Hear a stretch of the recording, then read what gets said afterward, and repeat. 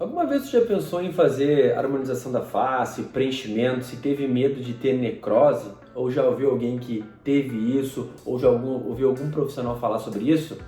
Esse é um dos riscos de fazer preenchimentos faciais, são as necroses. Elas são raras, mas elas podem acontecer. Então nesse vídeo eu vou te explicar um pouquinho do que é a necrose, por que ela acontece e quais são os principais tratamentos para se livrar dela. Mas antes de eu continuar esse vídeo, eu vou te pedir aquilo que eu sempre te peço em todos os vídeos: tu confia nesse canal e segue ele. Tu vai te inscrever no canal, vai deixar ele lá no topo do YouTube. Quanto mais pessoas tiverem acesso a esse conteúdo, melhor. E sempre que tu ativa as notificações, o YouTube entende que o meu conteúdo é importante para ti. Então tu vai receber sempre os avisos quando eu postar alguma coisa aqui. Então, deixa teu joinha, te inscreve no canal e vamos para o vídeo.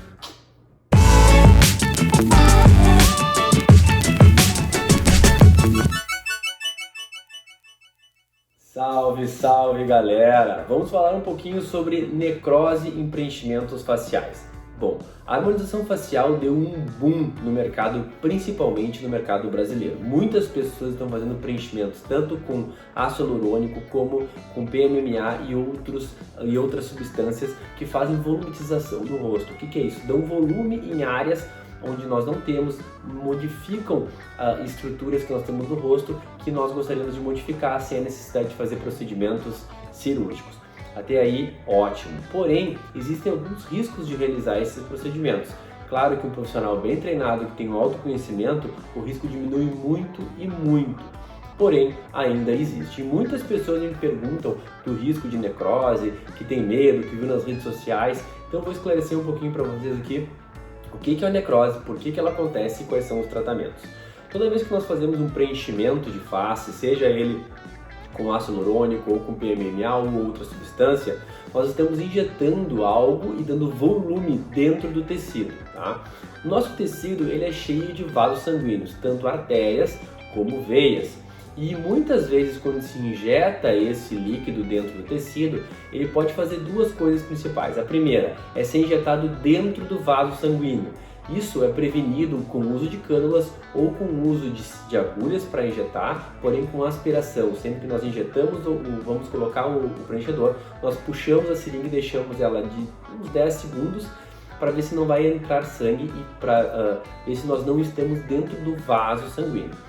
Não estando dentro do vaso, nós podemos injetar com segurança. Então, a primeira causa de obstrução de um vaso sanguíneo por preenchedor é injetar dentro do vaso. E nós prevenimos isso com cânula e com aspiração negativa. O segundo motivo é por compressão. Áreas de pouco tecido ou áreas de tecido muito duro, nós injetamos o ácido ou o PMMA.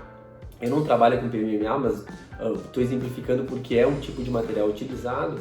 Ele precisa distender esse tecido, porque ele vai ocupar um espaço, e para ele ocupar espaço o tecido tem que se distender. E às vezes o tecido está muito enrijecido e ele não consegue se distender. Como ele não tem essa capacidade, ele acaba fazendo uma pressão dentro do tecido, né? Então por compressão ele bloqueia às vezes o vaso sanguíneo. Se o vaso sanguíneo está embaixo dele, nós injetamos com um volume de preenchedor, não tem para onde expandir, ele vai pressionar o tecido que já está, e aí às vezes ele bloqueia um vaso por compressão. Essas são as duas causas principais de necrose nos preenchimentos faciais. Bom, isso se previne com conhecimento anatômico, com os cuidados de uso de cânula, uso de agulha, e geralmente nós estamos bem protegidos. Gente, isso não é uma coisa normal, isso é uma reação rara dos preenchimentos, você não diria raríssima. Não é comum tu ver uma necrose por preenchimento, é bem raro, mas pode vir a acontecer, faz parte do tratamento. Mas realizando esses procedimentos nós estamos bem seguros em relação a isso. Quando acontece, o que nós podemos fazer? Uma necrose é uma perda de irrigação do tecido. O sangue não chega mais lá, o tecido começa a morrer por não receber oxigenação.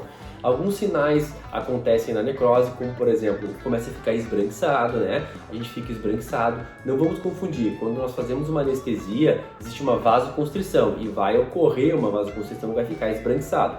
Com o passar das horas, esse esbranquiçado vai desaparecer, porque o vasoconstritor vai sumir e aí o sangue vai voltar a circular normalmente. Porém, quando isso é tardio, 4, 5, 6, 8 horas depois do procedimento, nós começamos a entender que aquele tecido já não está mais recebendo sangue como era antes. Então ele começa a ficar com linhas esbranquiçadas, fica avermelhado na volta. Isso são os primeiros sinais. E depois ele começa a evoluir para uma dor, para um volume, para um esbranquiçamento ainda maior, começa a ficar escurecido, mais avermelhado e começa a ficar mais escurecido, e aí nós começamos a evoluir no processo de necrose. Quando diagnosticado logo em seguida, por exemplo, eu fiz um preenchimento, o paciente foi para casa, 8 horas depois, 6 horas depois, eu estou meio esbranquiçado ainda, não estou sentindo direito. Ele volta no consultório, a gente avalia que é uma necrose, a gente injeta a enzima para remover o ácido hialurônico e tudo volta ao normal. Então, o grande segredo de fazer a harmonização, fazer preenchimentos, é sempre estar atento ao paciente, a estar em conversa com ele, qualquer alteração, ele volta no consultório e nós removemos. A necrose por bloqueio, ela não é difícil de resolver, nós conseguimos resolver ela se agirmos de forma rápida. Se deixar passar 2, 3, 4 dias, aí sim nós vamos ter mais complicações para resolver, que daí são os casos mais midiáticos que as pessoas botam na internet. Bom, quando acontece isso, além da avaliação do profissional, nós vamos ter algumas técnicas para reverter. Que nem eu falei para vocês, a enzima que remove o ácido hialurônico vai ser a primeira delas e a mais eficiente. Outra, nós podemos fazer punção. No caso, por exemplo, se o paciente está com volume exacerbado de ácido hialurônico, nós vemos que tem uma bola, né, de ácido hialurônico não amarelada, mas azulada na região, nós pegamos e podemos fazer uma punção. Com uma agulha a gente fura essa área e espreme o ácido hialurônico e ele sai da região, aliviando a pressão. Além disso, nós colocamos as enzimas. Nós colocamos a enzima para ela dissolver aquele ácido hialurônico e liberar os tecidos. E aí o paciente volta ao normal. Isso feito nas primeiras 8, 10 horas, até mais, até um dia, nós temos uma boa resolutividade do caso. Nós vamos ter uma boa reversão desse quadro de necrose.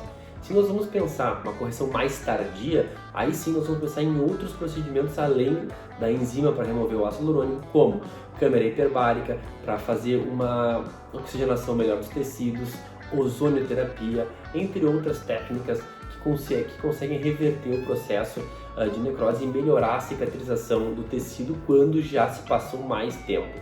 Mas sempre ficar bem tranquilo em relação aos preenchimentos faciais, porque na maior parte das vezes isso não acontece, e quando acontece, se diagnosticado bem rapidamente, entre um dia após o procedimento, é facilmente revertido e o paciente fica sem nenhum dado, nenhuma sequela, nada em relação a isso que acontece. Beleza, gente? Então, esse é o processo de necrose que as pessoas falam, então não tem medo. É mais comum na região de nariz, em região lateral do bigode chinês. Por quê? Porque são áreas onde a artéria passa com mais superficializada e são áreas que têm pouca distensão de tecido. O nariz, o tecido, ele distende pouco.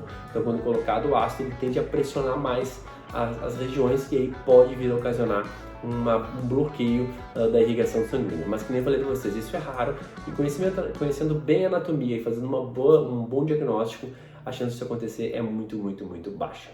Beleza, gente? Então, espero que vocês tenham entendido o processo de necrose dentro dos procedimentos de preenchimento facial.